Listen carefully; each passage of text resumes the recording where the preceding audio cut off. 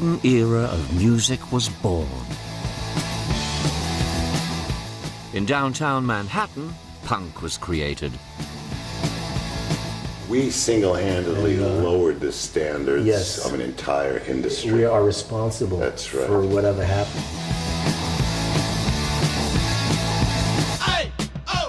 In the Midtown, disco was king. Studio 54 to me was really no different than what I was seeing in punk. It was the same freshness. Precisely in a downtrodden city, glamour means an awful lot. Whilst on the streets of the Bronx, hip-hop sprung up. We didn't have nothing here in the South Bronx. I mean, hip-hop really came because there was really nothing to do here. I was a guy that never went downtown. I stayed in the neighborhood and formed a culture called hip-hop. In 1970s New York, you could be whoever you wanted to be. You can come to New York City, and I know it sounds corny, but you can really try to fulfill your dream. I always thought if you could make it in New York, you could make it anywhere. I mean, if it doesn't work in New York, we're all in big fucking trouble.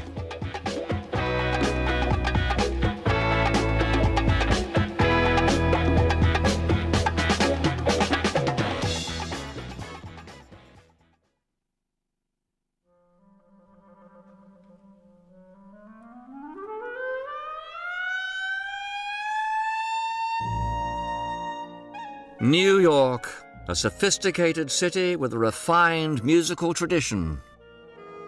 In the 30s and 40s, Broadway swung to the crafted sounds of George Gershwin and Cole Porter.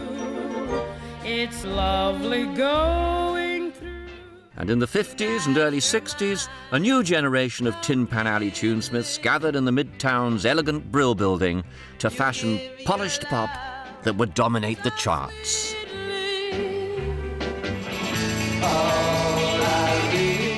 However, in the late 60s, the musical zeitgeist went west to capture the optimism of a new generation. And with California taking center stage, New York felt like an abandoned city.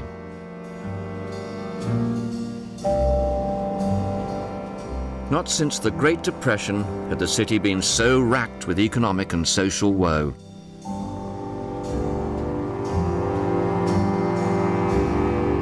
Life downtown in the shadow of the skyscrapers could be tough. Around the corner from me, just a block away on that corner, all day long there was this swarm of about 11 or 12-year-old kids, like a whole cluster of 30 or 40 of them, shifting all the time.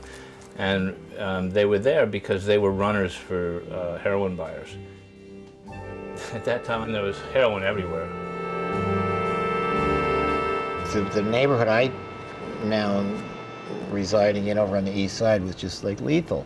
When I was doing lots of cocaine, I knew 10 or more little stores I could just walk into and buy it at any given time, It was like that, like a lot of burned buildings that were boarded up, that kind of scene.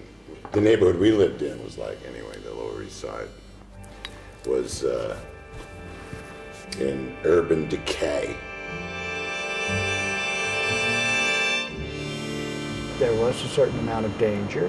Where I lived, I would sometimes come home at 2 or 3 in the morning, and there would be gang members having knife fights using garbage can lids for shields in the middle of the street.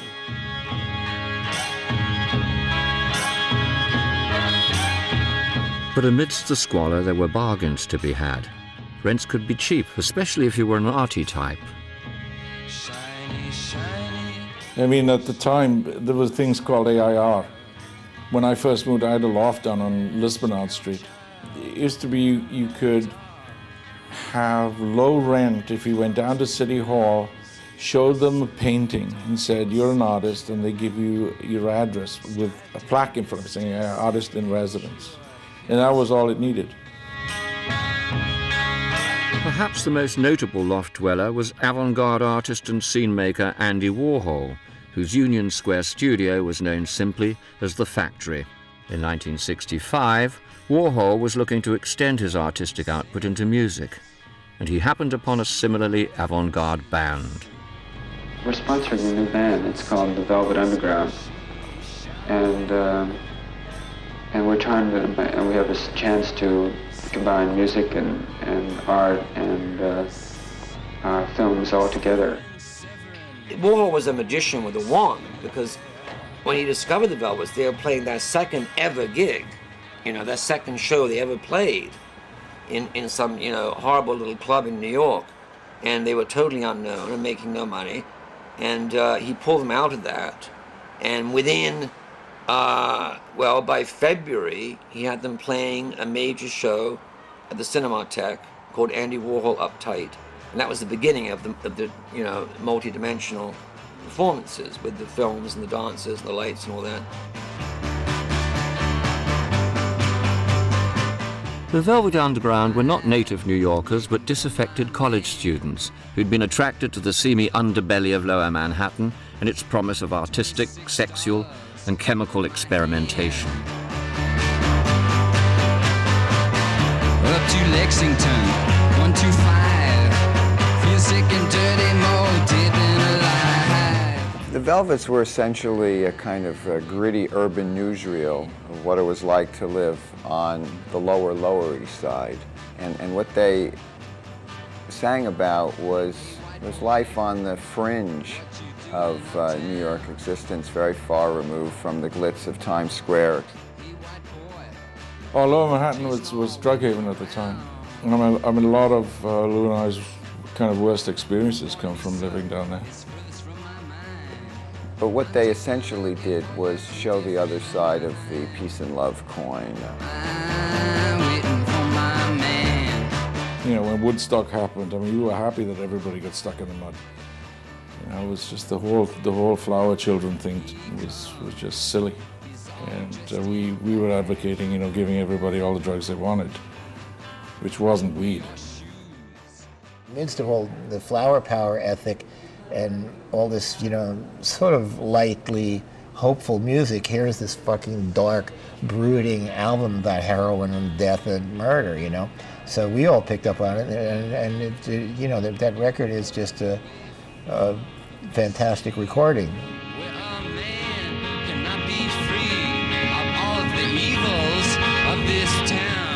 Recorded in just 2 days, the Velvet Underground's debut album was far removed from the polished pop coming out of the Brill Building, and both band and album failed to find success abroad or at home.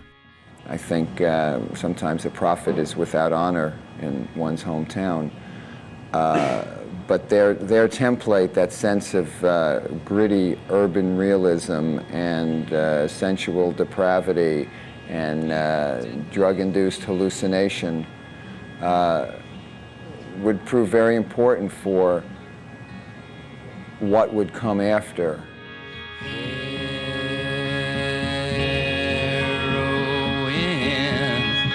It's my wife, and it's my life, because a mana to my vein leads to a... The Velvet Underground would become the imprint for a new generation of downtown New York bands.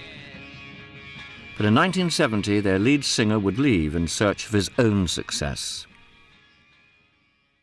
And in 1972, Lou Reed would strike gold with an unlikely hit inspired by his experiences in downtown New York, Walk on the Wild Side. Next thing you know, it's coming out every car window in New York, and it really was one of those songs you heard every day 10 times, you just couldn't get away from it. Holly came from Miami, FLA, hitchhiked away across USA, plucked her eyebrows on the way, shaved her legs, and then he was a she. She says, hey babe, take a walk on the wild side.